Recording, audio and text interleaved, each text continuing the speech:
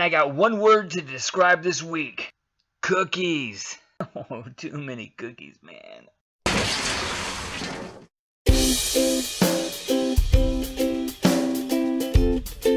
Welcome to my Faith and Fitness Personal Challenge, week number 5. It's my video diary. Number 5 already? This is a personal challenge of mine dedicated to overall health. Challenge to ride 30 to 45 minutes every morning, 5 days a week on my Peloton bike. A challenge to do 30 minutes of strength training every night, 5 nights a week. A personal challenge to do 1 hour of spiritual exercise every night. Bible study, prayer, meditation. Or as the King James has it, Jesus asked, could you not tarry 1 hour? I should call it tarry time. This week I spent an hour every day in Daniel chapter 5. That's the story of King Belshazzar and the hand writing on the wall. Mene, mene, tekel, upharsin. Boom! Belshazzar. Let's review week number 5, shall we? And let's see how things went on the fitness side of the house. So Monday, day 27, I began with a Dennis Morton ride. Typical to my Monday, I gave it a lot of effort. And this was a treat because I don't get to ride with Dennis too often. Being that it's Monday, I made it to the gym, did chest. Now the next day, Tuesday, day 28, I did an endurance, kind of a recovery ride. I was still tired from Dennis's ride the day before. And that night I went to the gym, Triceps Tuesdays, and my wife joined me. That was nice.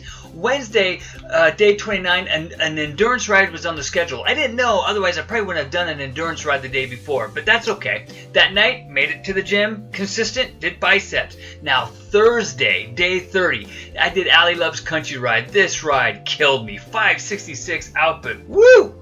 But Thursday night, I wasn't able to hit the weights. So it's Thursday night. I wasn't able to make it to the gym tonight because I had to go to my stepson's 8th grade graduation. It's that time of year. And so I just got home, but it's too late to go because I gotta get up at 0:30 to get on my bike.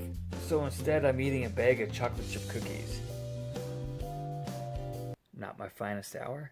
So Friday, day 31, it was my birthday ride, so I rode hard. I ended the week strong, 76.9 miles, almost 2,700 calories. Yes, I missed 2 days of weights, but it's still a good week. But Friday night, I wasn't able to hit the weights either. It's just life, man. It's getting in the way. I got called in to start work at 2:30 in the morning. So that means I had to skip the gym Friday night to get to bed. I swear I'm not slacking. I hate missing 2 days in a row. What am I doing? I don't know what I'm doing. So now let's review the spiritual muscles. Let's review the faith side of the house. And as I mentioned before, this week I spent it in Daniel chapter 5. Whoa. That's King Belshazzar and the hand writing on the wall. So are you ready? Let me share with you what I learned in Daniel 5. So Daniel chapter 5 verse 1 begins the story. King Belshazzar is now the king of Babylon. King Nebuchadnezzar, who we've been hanging out with in chapter 1, 2, 3, and 4, died in 563 BC. The events in this chapter take place about 15 years later in 539 BC. King Belshazzar, who we meet in chapter 5, is the son of the current ruler Nabonidus. Kind of ruling together. The context in 539 BC and in Daniel chapter 5 is that the Medo-Persian army has surrounded Babylon outside the city walls. They're knocking on the door, man. But that doesn't stop King Belshazzar from throwing a raucous party. Belshazzar, the king, made a great feast for 1,000 of his lords, and drank wine in the presence of the 1,000.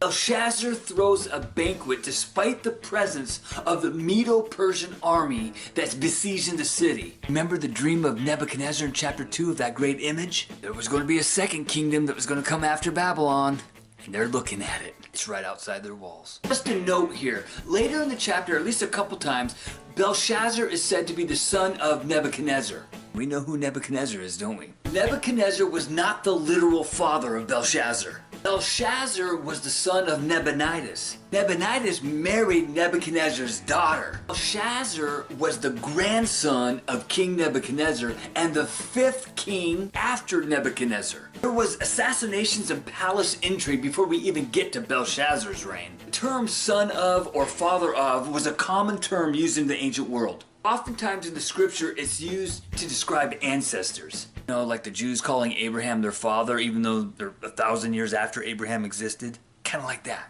But additionally, in the Bible, the term father is often used in the same sense as grandfather as well. So my point in all that is, Belshazzar is the grandson of Nebuchadnezzar. Verse 1 sets the scene. There's a banquet going on, there's drunkenness and partying. The Persian army is just right outside the walls. In verses 2 to 4, drunk King Belshazzar ridicules the God that King Nebuchadnezzar's decrees had exalted. That's how chapter 4 ended. Belshazzar ridicules the God of the Bible by using bowls that were dedicated to God and that were stored in the Jerusalem temple, and using those bowls as wine cups to get drunk on. He's getting drunk with holy relics, man. While he tasted the wine, Belshazzar gave the command to bring the gold and silver vessels, which his father Nebuchadnezzar had taken from the temple, which had been in Jerusalem, that the king and his lords, his wives, and his concubines might drink from them. Now wait a second, it may seem kind of odd that Belshazzar's throwing a party when there's a besieging Medo-Persian army outside the walls. But this party had a purpose. This celebration was meant to boost morale and to break the feeling of doom. Because at this very time, the Medo-Persian army has got Babylon surrounded around their mighty walls. And if that's not enough, he's making offerings to pagan deities with God's holy relics. Notice verse 4. They drank wine and praised the gods of gold and silver, bronze and iron, wood and stone. They praised the God of gold and silver, bronze and iron, wood and stone. They were calling upon their deities to deliver them from the Medo-Persian army. Belshazzar and all the rulers of Babylon supposed themselves to be safe behind those massive walls of Babylon and their false deities. And what an image of so many people today who feel secure behind the walls of wealth or position or their religious background, never realizing that doom is near until it's too late. So in verses 5 through 12, while this revelry is going on, while this partying and calling upon the deities is happening, a hand mysteriously appears and writes on the wall. Freaky, man. In the same hour, the fingers of a man's hand appeared and wrote opposite the lampstand on the plaster of the wall of the king's palace. And the king saw the part of the hand that wrote. Absolutely terrified, King Belshazzar demands an interpretation. The king cried aloud to bring in the astrologers, the Chaldeans, and the soothsayers. The king spoke, saying to the wise men of Babylon, "Whoever reads this writing and tells me its interpretation shall be clothed with purple and have a chain of gold around his neck, and he shall be the third ruler in the kingdom." So just like chapter 2, just like chapter 4, all the Babylonian wise men come in to try and interpret, but they can't because they haven't learned. And this is when Daniel is called upon. Now in verses 13 to 28, this is the big chunk of the chapter. Daniel interprets the message on the wall and announces to Belshazzar, since he has not followed his father Nebuchadnezzar's example by honoring God, the kingdom is going to be torn out of his hands. Daniel reminds Belshazzar of King Nebuchadnezzar's story. You remember his story, right? And he rebukes Belshazzar to his face. But you, his son, Belshazzar, have not humbled your heart, although you knew all this. After Daniel's rebuke, he then interprets the message. Then the fingers of the hand were sent from him, and this writing was written. And this is the inscription that was written. Mene, Mene, Tekel Upharsin. This is the interpretation of each word. Mene, God has numbered your kingdom and finished it. Tekel, you have been weighed in the balances and found wanting. Perez, your kingdom has been divided and given to the Medes and Persians. Now in verses 29 to 30, the king keeps his promise to honor Daniel, to reward him. That very night, the Persians enter the city and Belshazzar is killed. Daniel's promotion to the third ruler in the empire turned out to be very short-lived.